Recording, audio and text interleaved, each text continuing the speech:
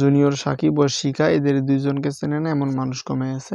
তো হঠাৎ করে শিখা দেখা যাচ্ছে যে সোশ্যাল মিডিয়াতে সাংবাদিকদের সামনে এসে আর কি কিছু কিছু বিষয় সবাইকে জানানোর চেষ্টা করতেছে, এমনকি বলতেছে যে আমি যদি সেদিন তার অর্ধেকটা না কেটে পুরোটাই কেটে দিতাম তাহলে হয়তো আজকে ভালো হতো। আরও অনেক ধরনের কথাবার্তা বলছে। তো এখানে একটা বিষয় হলো যে আসলে দোষ সম্পূর্ণ কিন্তু শিখার দোষ, কিন্তু সে নিজের নামে আর কি দোষটা নিচ্ছে না। তো আসলে কি হয়েছিল, কি ঘটনা, তো সম্পূর্ণ বিষয় আপনাদেরকে জানানোর চেষ্টা করবো। আশা করি পুরো ভিডিওটি দেখলে আপনারা এখান থেকে সম্পূর্ণ বিষয় বুঝতে পারবেন, এমনকি জানতে পারবেন। তো ভিডিওটি শুরু করে ফেলি।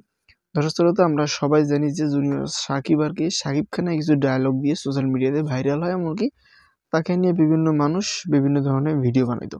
কিন্তু হঠাৎ করে আর কি শিখা এই জুনিয়র সাকিবকে টার্গেট করে আর কি তার কাছে নিয়ে যায়। যাওয়ার পর বিভিন্ন ধরনের ভিডিও তার সঙ্গে বানায়। তো হঠাৎ করে আর কি একটা বিষয় আমরা জানতে পারি যে এই শিখা খান নাকি জুনিয়র সাকিবকে যে কোনো সিস্টেমে আর কি বিয়ে করে নেয়।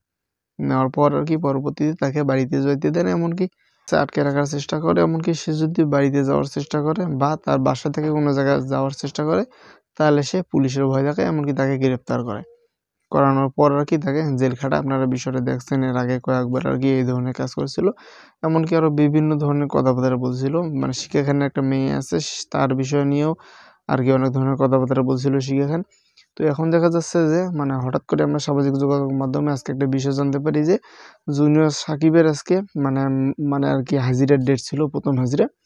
তো সে হাজিরা দেওয়ার জন্য যখন যাওয়ার আর কি এক পর্যায়ে তার সঙ্গে শিখা খান অনেক ছেলেপেলে দিয়ে আর কি তাকে আটকানোর চেষ্টা করে, এমনকি তাকে আর কি হাজিরা দিতে দেবে না এই ধরনের আর কি ভাব করছিল। তো পরবর্তীতে আর কি সে হাজিরা দিতে পারেনি। তো দর্শক শ্রোতা, এখানকার বিষয় হলো যে সে যদি হাজিরা দিতে না পারে তাহলে তারা হয়তো বুঝবে, কোর্ট যেন বোঝে যে সেখানে শিখা খানের কোনো দোষ নেই। সেজন্য মূলত শিখা খান এই জুনিয়র সাকিবকে আটকানোর চেষ্টা করে, কিন্তু পরবর্তীতে আর কি এই বিষয়টা সোশ্যাল মিডিয়াতে জানাজানি হয়, এমনকি উপর মহল পর্যন্ত সবাই বিষয়টা জানতে পারে যে আসলে শিখা খান কি করেছিল, এমনকি কি কারণে হাজিরা দিতে পারে না এই জুনিয়র সাকিব। তো এখানে আরো অনেক ধরনের ঘটনা আছে বা অনেক কাহিনী আছে, তো পরবর্তীতে হয়তো আপনাদেরকে জানানো হবে বা যদি জানা যায় আপনারা বিষয়টা জানতে পারবেন। তো ভিডিওটি যদি প্রথম দেখেন অবশ্যই শেয়ার করে দেবেন, পেজে নতুন হলে অবশ্যই আমাদের পেজটি ফলো দিয়ে অবশ্যই দেখবেন।